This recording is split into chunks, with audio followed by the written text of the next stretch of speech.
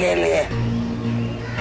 कयामत गुजर गई मुझ पे सारी रात, और तुम दोनों मियाँ बीवी ने अपना दरवाजा तक नहीं खोला और पूछा कि क्या हुआ है माँ तेरे साथ। और अब जब सारी रात गुजर गई तो आइए सिर्फ बीवी पूछने। किधर है वो तेरा सन मुरीद जो अपने बहन भाई और माँ बाप को भूल कर ही बैठ गया। अम्मी, जाहिर सी बात है कि रात सोने के लिए होती है, तो हम दोनों भी सो रहे थे। अब हमें क्या पता कि आपको हर वक्त नई नई सूझती रहती है। अरे कब्बा, तेरा क्या मतलब है? मैं डरावे कर रही हूँ? नहीं अम्मी, मैंने ऐसा कब कहा है?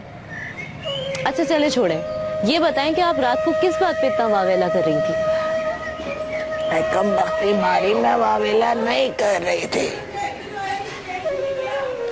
मेरा तो नसीब ही ऐसा है, मुझ दुखियारन को कभी भी अपनी बेटियों की तरफ से सुख नसीब नहीं हुआ। ले दे के एक आफरीन, वो थोड़ा सा सुख में हुई तो चलने वालों की नजरों ने उसको खा लिया। बेचारी के सुख को नजर ही लग गई। अगर आपका इशारा मेरी तरफ है ना, तो ये आपकी बहुत बड़ी गलतफहमी है कि मैं उससे जलती हूँ।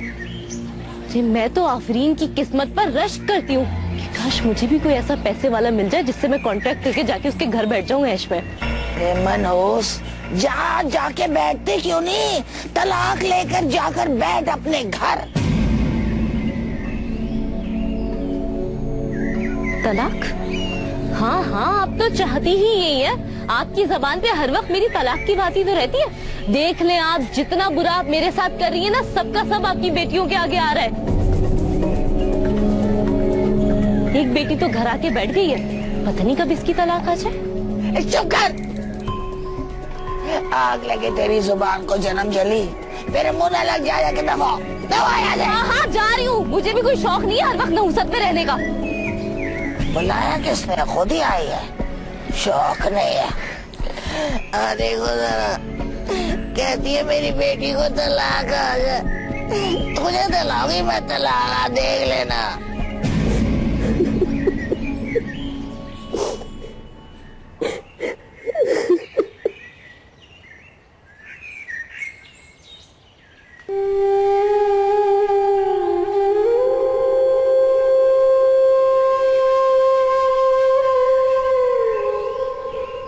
क्या हुआ नसरीन? क्या बात है? क्यों रो रही हो तुम? बोलो क्या हुआ है? वो अर्शला भाभी ने आज मुझे बैठने का ताना दे दिया और ये भी कहा कि आरिफ कभी भी तलाक दे सकता है। ये तो बहुत गलत किया उसने। ऐसा कहने का उसका कोई हक नहीं बनता है। और वैसे भी तुम अपने माँ बाप के घर पर आई हुई हो। लेकिन सच बात तो यही है ना नसरीन, कि औरत की इज्जत तो उसके अपने घर में ही होती है। औरत को अपने शौहर के आगे झुकना ही पड़ता है। आप बताएं, मेरा कसूर क्या? आरिफ ने तो खुद मुझे अपने घर से निकाला है। वो तो ठीक है, लेकिन तुम्हारा ये फैसला कि तुम अब वापस घर नहीं जाओगी क्योंकि तुम पे आरिफ ने भरोसा नहीं किया, ये तो गलत है ना? तो मैं सही क्या? देखो नसरीन, तुम्हें अपना घर खुद बसाना होगा। तुम्हें अपना मुस्तकबिल खुद संवारना है नसरीन, खुद संवारना है।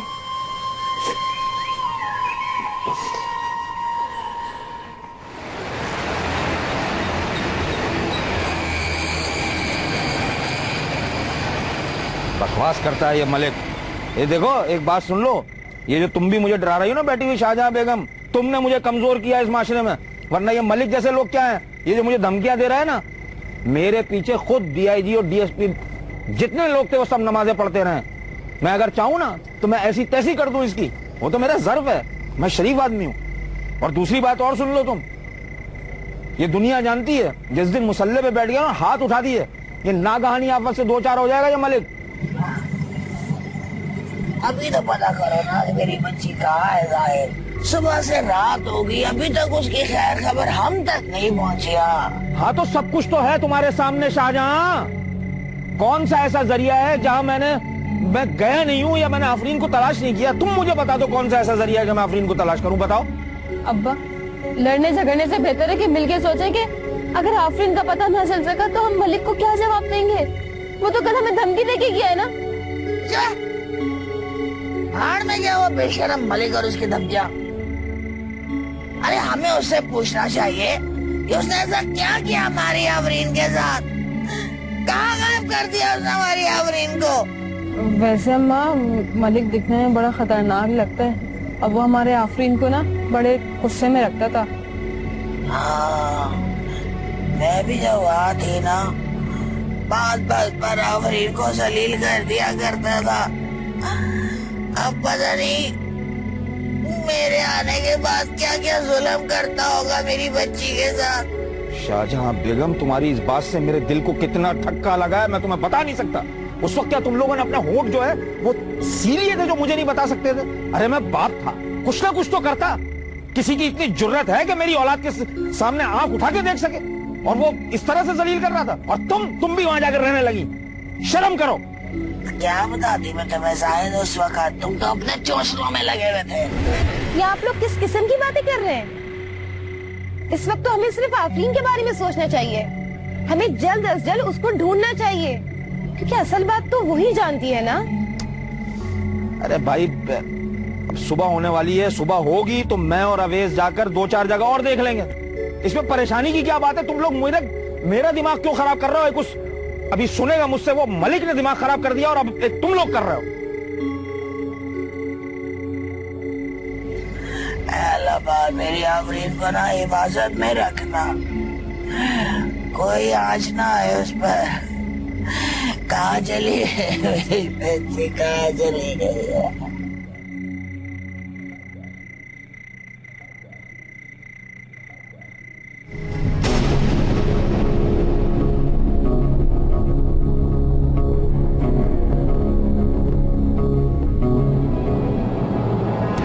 बड़ा ही मासूम हुस्न था।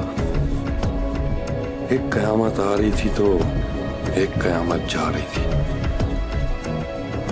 उसे तो शायद अपने हुस्न का अंदाजा तक नहीं,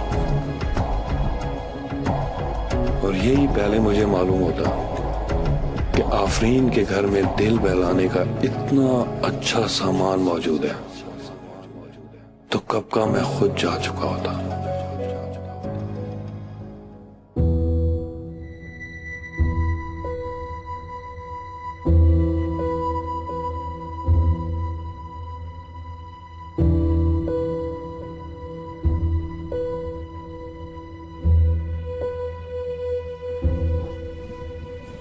सिशान, मुझे अब बताओ कि तुम्हारे साथ क्या हुआ था।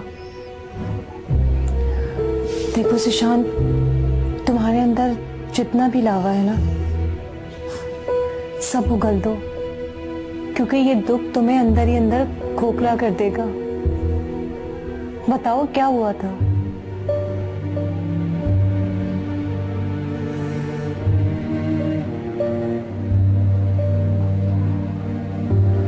जब मैं 5 साल का था तो मेरी माँ मर गई।